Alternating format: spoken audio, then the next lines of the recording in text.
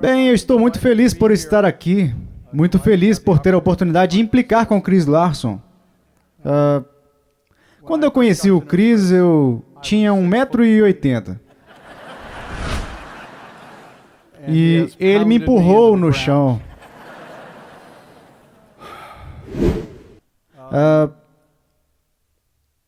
O Chris afirma que realmente não é a culpa dele que eu receba esses títulos insolúveis, impingidos a mim.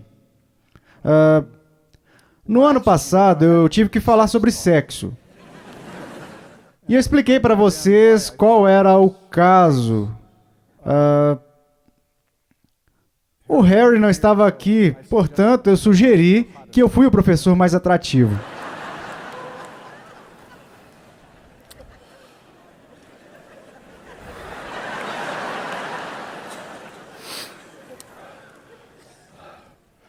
Mas claramente eu não entendi corretamente, então eles trouxeram o Harry este ano para fazer melhor e eu estou feliz por isso.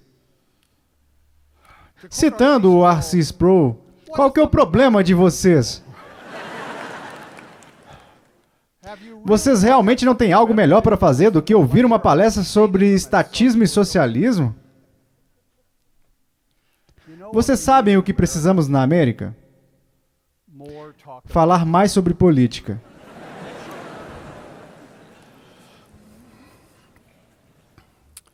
Portanto, pensei em ir direto ao ponto e dizer em quem vocês deveriam votar em novembro.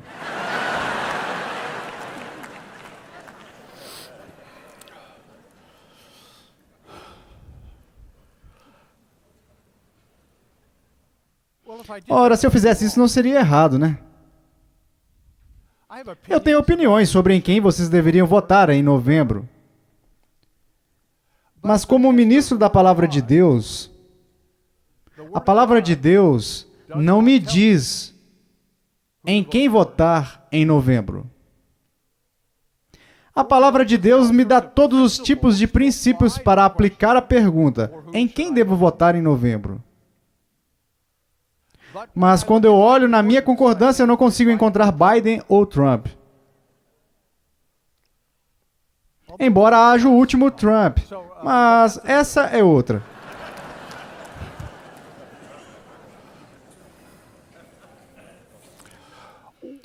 O que nós, como cristãos, precisamos pensar sobre o Estado e o governo em nosso tempo?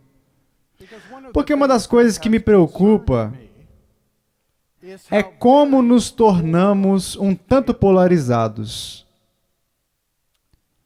E quando você é um historiador, sabe, você desconfia daqueles que te dizem que este é o pior de todos os tempos possíveis para se viver. Isso geralmente não é verdade. Quero dizer, alguém tem que viver no pior momento, mas creio que normalmente não sabemos o suficiente sobre a história para saber qual foi o pior momento do tempo. E certamente quando vemos as imagens deploráveis do que está acontecendo na Ucrânia, sabemos que nós não estamos vivendo no pior momento ou a pior situação. Mas talvez por causa das redes sociais, da televisão e de outras formas de comunicação no nosso tempo, é muito mais fácil ficar indignado do que costumávamos ficar. E creio eu, como cristãos, certamente há coisas sobre as quais nos indignar. Mas nós, como povo, não devemos ser caracterizados pela indignação. Devemos ser vistos como as pessoas que sabem ouvir, que sabem amar, que sabem se preocupar, que sabem se comunicar. Agora, há momentos para a ira justa. Há momentos de não concordarmos. Mas creio que todos nós precisamos ter um fundamento claro e estabelecido do que a Bíblia nos orienta como cristãos a pensar sobre o Estado. A Bíblia não nos fala tudo sobre o Estado, mas com certeza nos fala as coisas mais importantes. Ela nos conta as coisas necessárias. Isso nos direciona no nosso pensamento sobre o Estado e nos desafia. Portanto, nesta manhã, eu quero meditar sobre o Estado debaixo de 3 pontos. E o primeiro é que o Estado é uma instituição divina. Por mais que nos irritemos com o governo, seja municipal, estadual ou federal, temos que ter sempre em mente que o Estado é uma instituição divina. Lembrem dessas palavras de 1 Pedro, capítulo 2. Vocês já leram 1 Pedro recentemente? Eu ensinei 1 Pedro na escola dominical, lá na nossa igreja, há alguns anos. E descobri que 1 Pedro é um livro realmente barulhento. Ninguém quer ouvir o Pedro.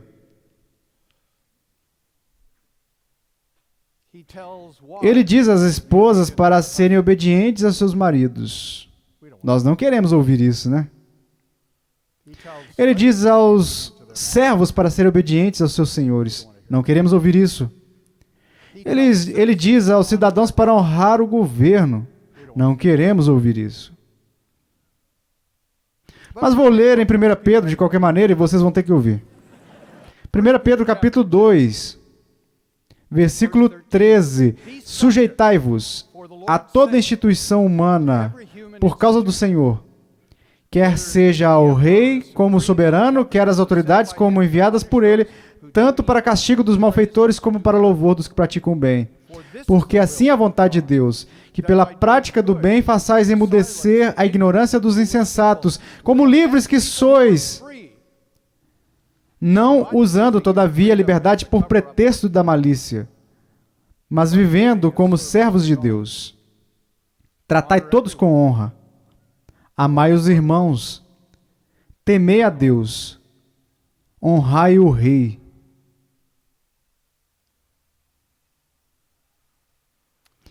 Pedro está encorajando os cristãos a quem ele está escrevendo a pensarem cuidadosamente sobre o Estado como instituição divina.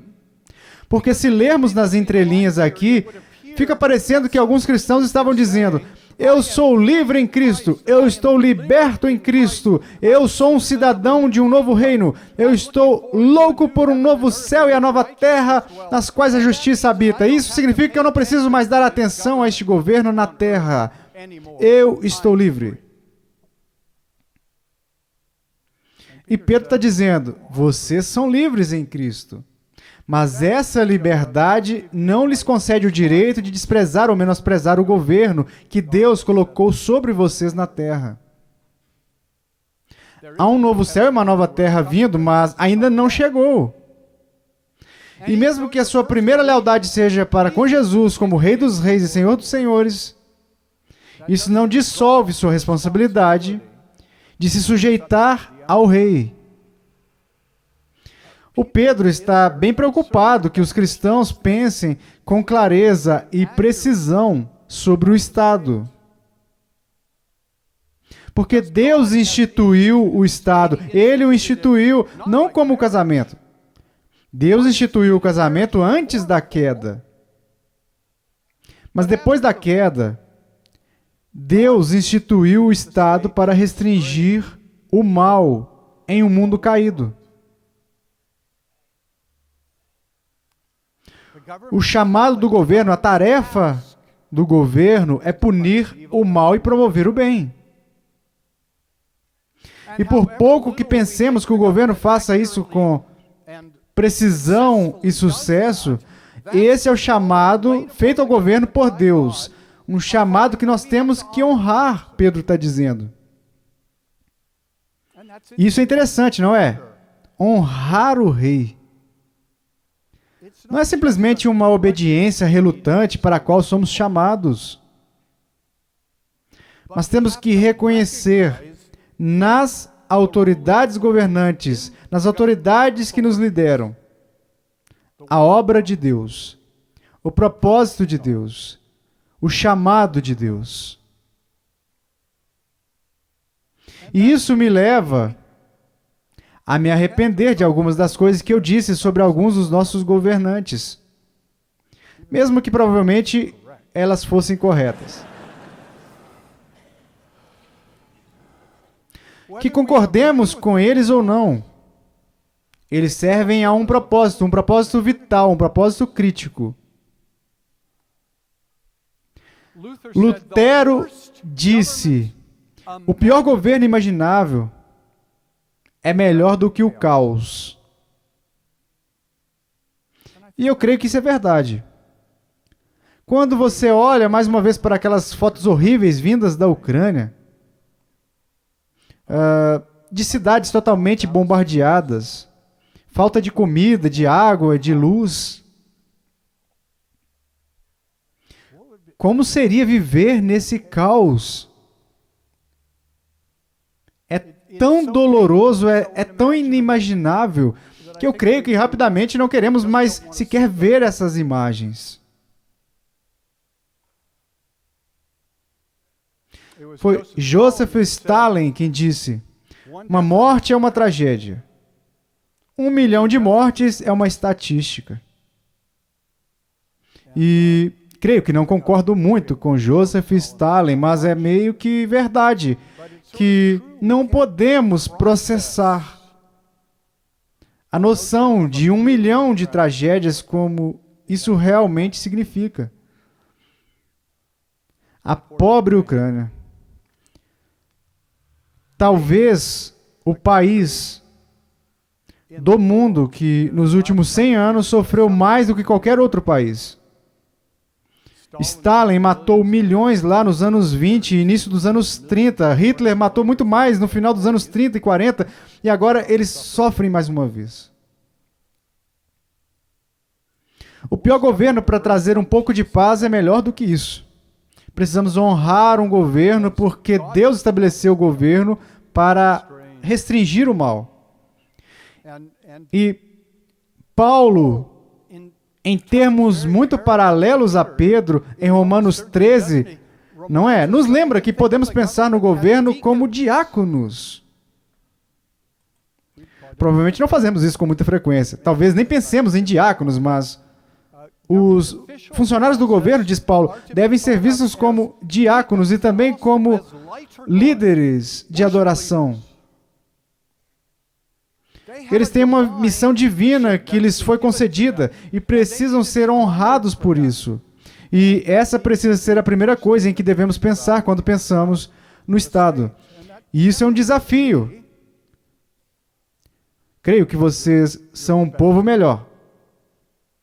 Mas creio que os cristãos talvez adquiriram hábitos em que não honram o governo da maneira que deveriam honrar. Ora, o Estado é também uma instituição humana. É uma instituição divina, mas é uma instituição humana. Isso significa que nós, como humanos, temos responsabilidade por isso. Deus nos deu essa responsabilidade. E o Estado, na história, assumiu muitas formas diferentes, não é? Tivemos monarquias, oligarquias, ditaduras, repúblicas, democracias. Há toda uma gama de formas que o Estado pode assumir por escolha humana. E parte da boa notícia é que os cristãos viveram sob todas as formas de governo e serviram a Jesus Cristo em seus corações. O avanço do reino de Cristo não pode ser interrompido pelos reinos deste mundo, seja qual for a forma que eles assumam. Isso precisa ser um grande encorajamento para nós como cristãos. E em toda forma humana de governo, o dever básico do governo continua sendo fazer justiça e, principalmente, proteger os fracos. Sabe? Uma das coisas que me indigna e me surpreende é a repetição interminável, depois de notícias ruins serem divulgadas na televisão, que sabemos que as pessoas são basicamente boas. Ora, talvez não o Vladimir Putin. Mas, sabe, todo mundo é basicamente bom. Ora, talvez não aqueles oligarcas russos que pegaram dinheiro e compraram iates de bilhões de dólares. Se algum de vocês tem um iate de bilhões de dólares, eu estou buscando uma carona.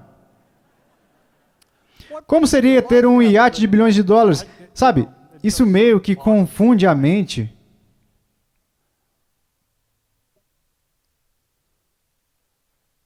Há uma obrigação do governo de proteger os fracos, porque os ricos e poderosos podem se proteger na maioria das vezes. O governo é dado para conter, restringir o mal e promover o bem. Mas, é claro, como instituição humana, o Estado pode se tornar corrupto. Eu não quero chocar vocês.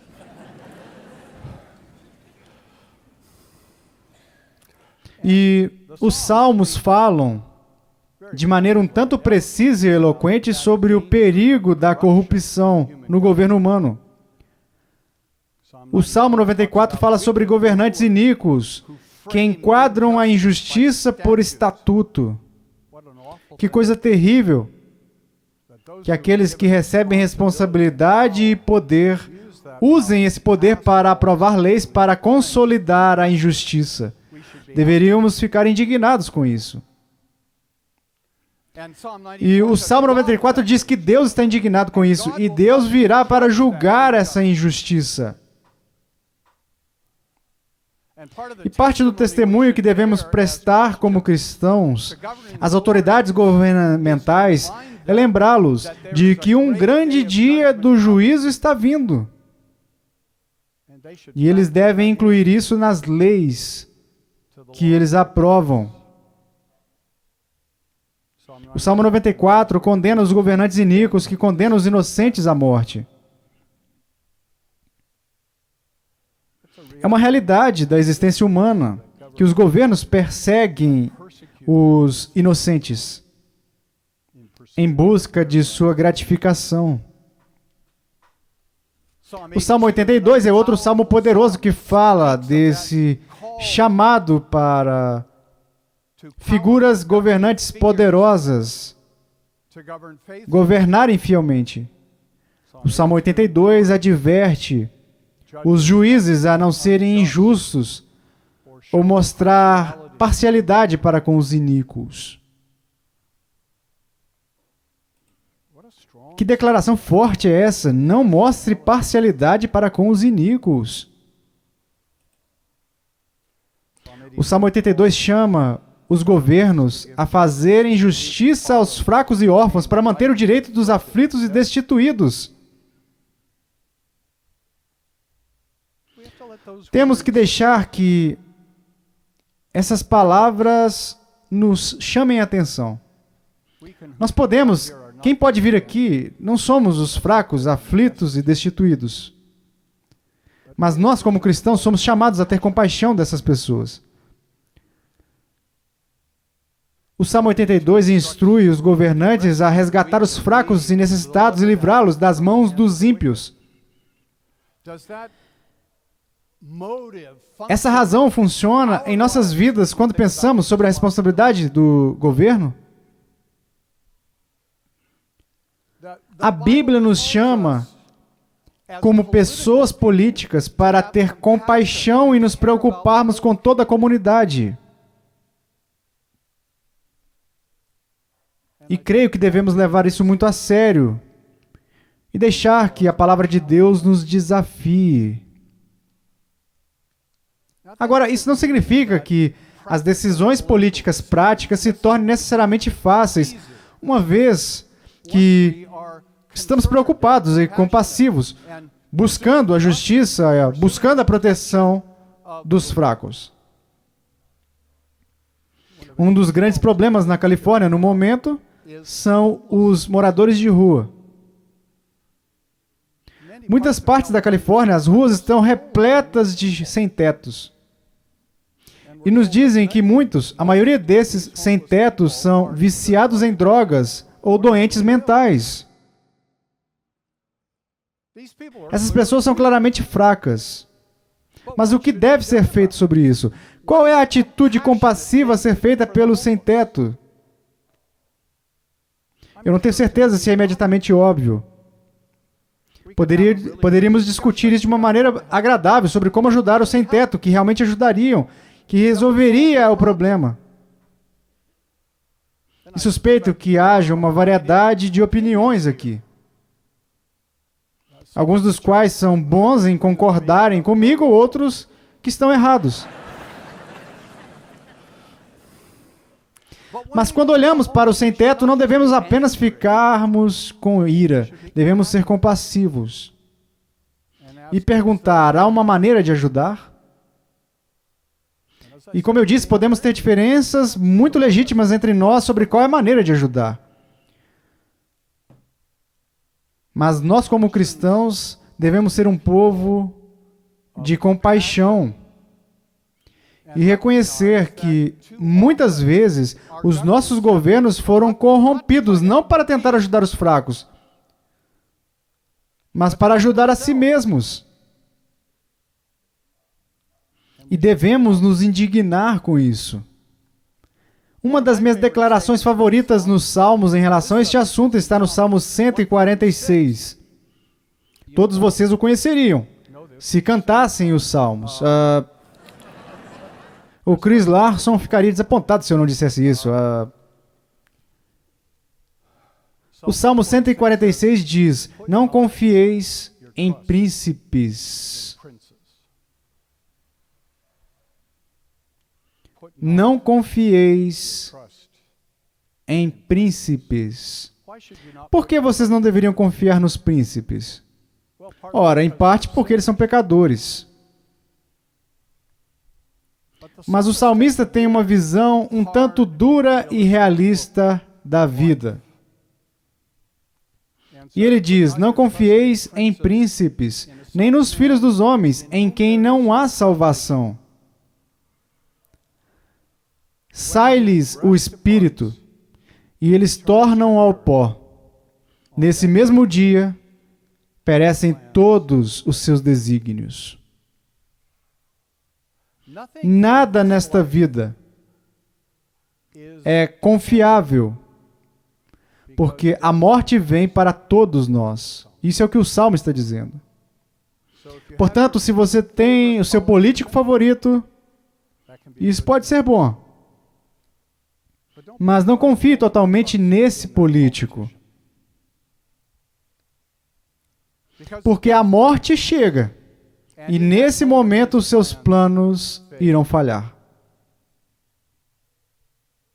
É interessante ver isso na história recente da Suprema Corte dos Estados Unidos. Anthony Scalia morre repentinamente. Os conservadores ficaram perturbados. Ruth Bader Ginsburg morre um pouco surpreendentemente e os liberais ficaram perturbados. E tivemos que dizer, não confieis em príncipes. O que diz o centro do Salmo 146, o coração dele? Bem-aventurado aquele que tem o Deus de Jacó, por seu auxílio, cuja esperança está no Senhor, seu Deus, que fez os céus e a terra, o mar e tudo o que neles há, e mantém para sempre a sua fidelidade. Quem é o rei que mantém a fé para sempre? Quem é o governante que não morre e vê os seus planos darem em nada? É o Senhor nosso Deus. É o Senhor nosso Deus. E é nele que devemos confiar. Portanto, o Estado é uma instituição divina que devemos honrar. É uma instituição humana que devemos procurar influenciar nas direções adequadas, apesar de sua pecaminosidade. Mas pode se tornar, dizem as Escrituras, uma instituição demoníaca. E é provavelmente a isso que esse título de estatismo pretendia nos conduzir. Mas creio que não deveríamos simplesmente começar por aí, devemos nos orientar antes de chegarmos até lá. Mas o Estado pode se tornar uma instituição demoníaca quando reivindica para si todo o poder, todo o significado, toda a direção da vida. Um dos grandes exemplos antigos disso foi o Antigo Egito.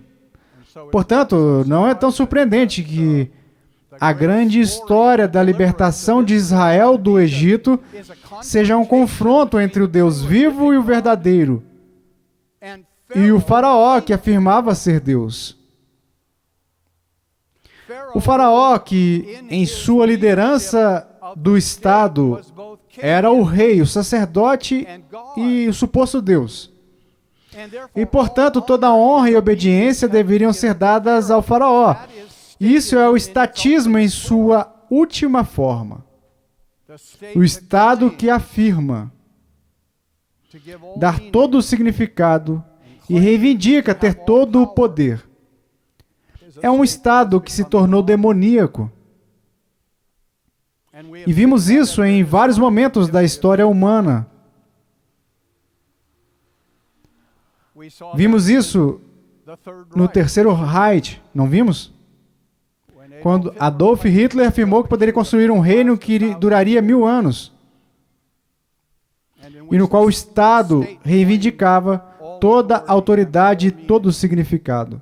Vimos isso na União Soviética, quando o Partido Comunista alegou ter todo o poder e significado, e alegou que podia dirigir todos os seres vivos. Esse tipo de demonização do Estado sempre acontece em lugares onde o Deus vivo e verdadeiro é negligenciado e rejeitado. E a grande figura disso nas Escrituras é a grande prostituta em Apocalipse 17, que é, de certa forma, uma imagem do Império Romano, mas é muito mais do que isso.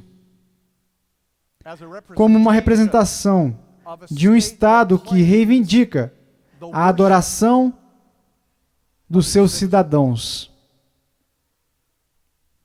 Apocalipse 17 fala sobre a grande prostituta como sentada nas costas da besta escarlate. Isso é Satanás. Então, o Estado está servindo a Satanás nessa figura.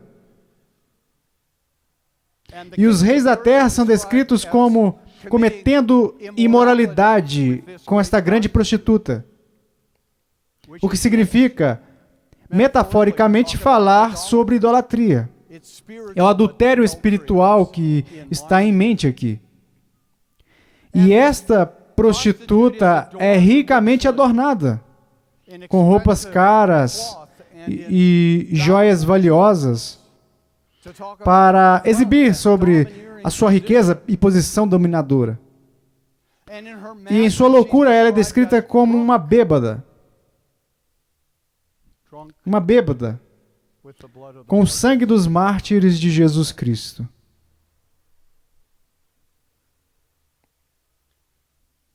E esta prostituta e aqueles que a servem, Apocalipse 17:14 diz: pelejarão eles contra o Cordeiro.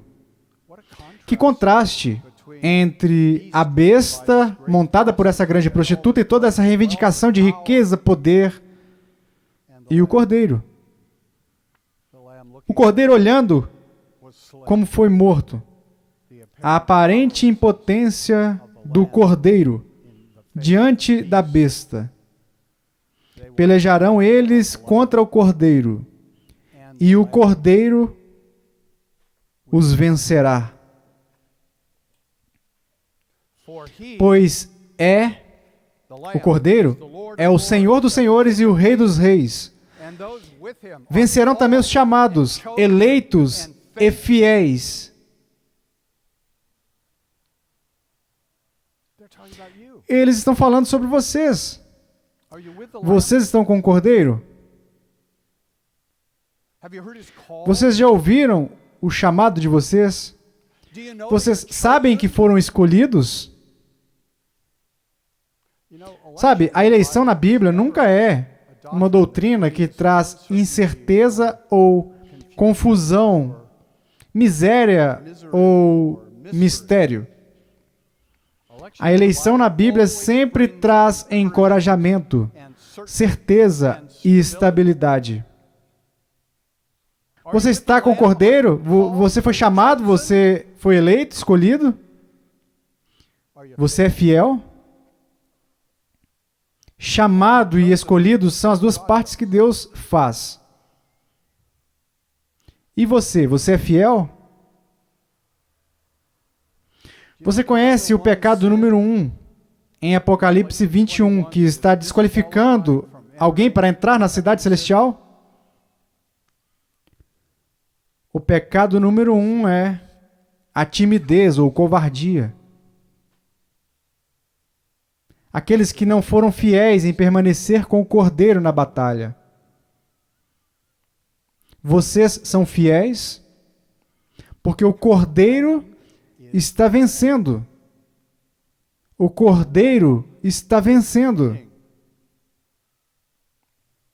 E por mais demoníaco que o Estado se torne, esse Estado será derrotado. O faraó governou no Egito, talvez até 2.500 anos. Isso é muito tempo. Isso é mais antigo que o Harry Reader. Mais antigo que o Bob Godfrey.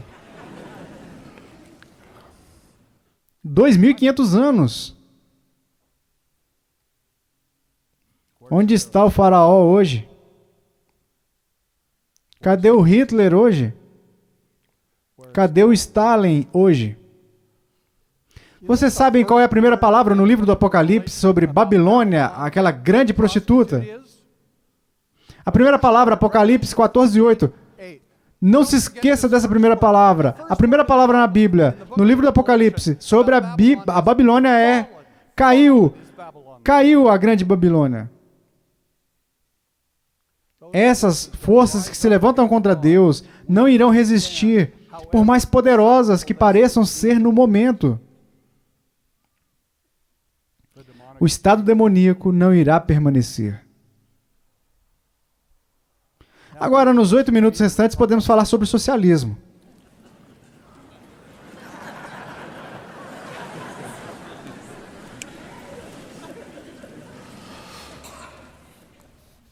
O socialismo é uma palavra que tem muitos significados diferentes. Quando eu era criança na América, se você não gostasse do seu oponente político, você o chamava de socialista. E isso significava o fim para ele. Se você conseguisse rotular de socialista alguém na América, esse era o fim político de alguém. O socialismo é uma palavra que pode significar muitas coisas diferentes, em circunstâncias diferentes e para pessoas diferentes. O Assis Pro diria para nós, sabe, algumas palavras são equívocas e outras são equívocas. Algumas palavras sempre têm um único significado e outras têm múltiplos significados. Então, o socialismo pode significar coisas diferentes. O que o socialismo significava originalmente no século XIX, quando surgiu, era uma filosofia que dizia: o Estado deve possuir e operar os meios básicos de produção para o bem de todos. Agora, havia aqueles que apoiavam o socialismo e diziam: veja, como eles cuidam dos pobres. Isso não é bom? E houve críticos do socialismo que disseram: se o Estado é dono de tudo, significa que ele roubou o que possui das pessoas que originalmente o possuíam. E isso não passa de um roubo.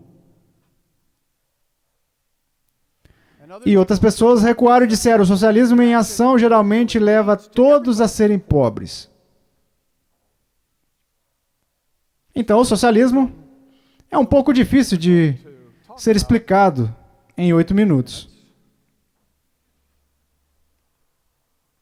O que precisamos saber sobre a história do socialismo é que ele geralmente foi conduzido em suas origens por uma perspectiva fundamentalmente ímpia. Vivemos apenas neste mundo.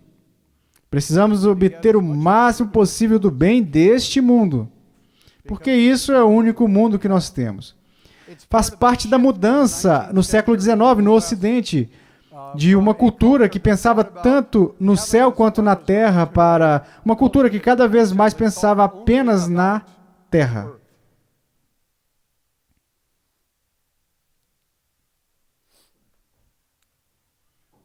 Os governos devem pensar, já dissemos isso, não dissemos? Os governos devem pensar em como podem ajudar os fracos e os pobres.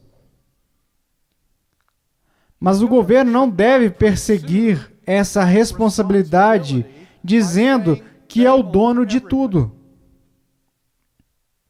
E os cristãos se posicionaram contra esse tipo de socialismo, que não funcionou nem teórica e nem praticamente. Às vezes, deseja-se que os pragmáticos neste mundo sejam mais pragmáticos.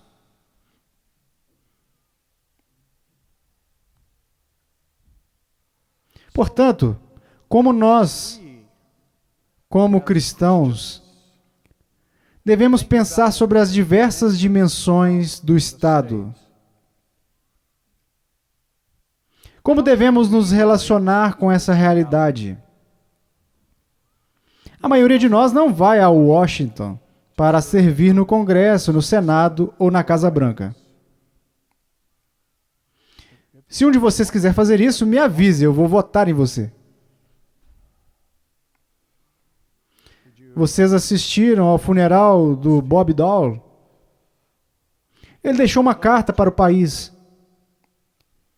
e disse nessa carta que estava ansioso para ter várias de suas perguntas respondidas no céu. E uma das perguntas que ele queria respondidas no céu era: ele ainda poderia votar em Chicago? Eu não estou tomando partido, estou apenas tentando fazer vocês rirem. Como nós, como cristãos, devemos pensar sobre essas coisas? Como cristãos, parece-me, devemos pensar assim: este mundo é importante e nós devemos buscar ser tão fiéis como promotores da justiça, tão amorosos neste mundo quanto pudermos. E devemos usar toda a influência que temos para que o nosso governo reflita verdadeira justiça e verdadeiro amor.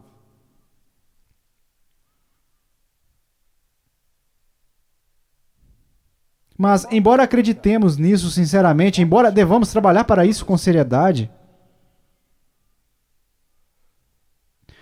temos que nos lembrar ainda mais fundamentalmente,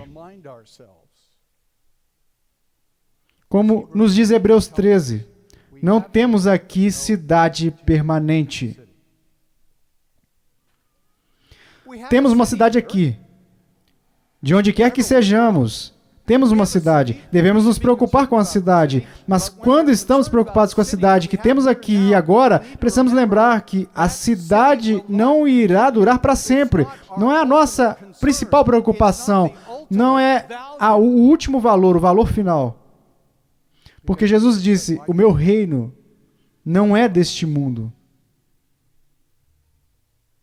O meu propósito não é desafiar Pilatos a ser governador da Judéia. O meu propósito é chamar as pessoas para um reino que não pode ser abalado, que irá perdurar para sempre. Esse será um reino no qual finalmente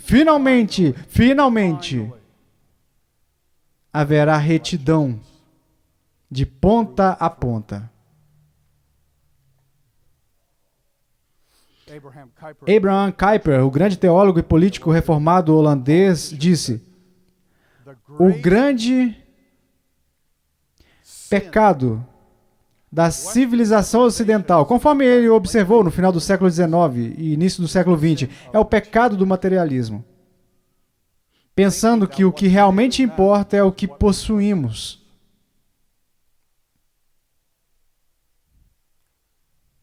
E precisamos sempre lembrar que o que realmente importa é o que esperamos, o que está por vir, o novo céu e a nova terra. Leia o Salmo 87. Talvez até cante ele. O Salmo 87 diz que todos que conhecem o Senhor Deus nasceram de novo em Sião. Essa é a nossa cidade. Essa é a cidade que irá durar para sempre. Essa é a cidade em que a justiça habitará. Essa é a cidade em que todos nos amaremos como devemos ser amados.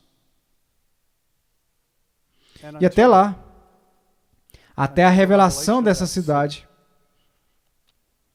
busquemos ser menos indignados e mais amorosos. E dessa forma, sejamos uma luz para o mundo. Obrigado.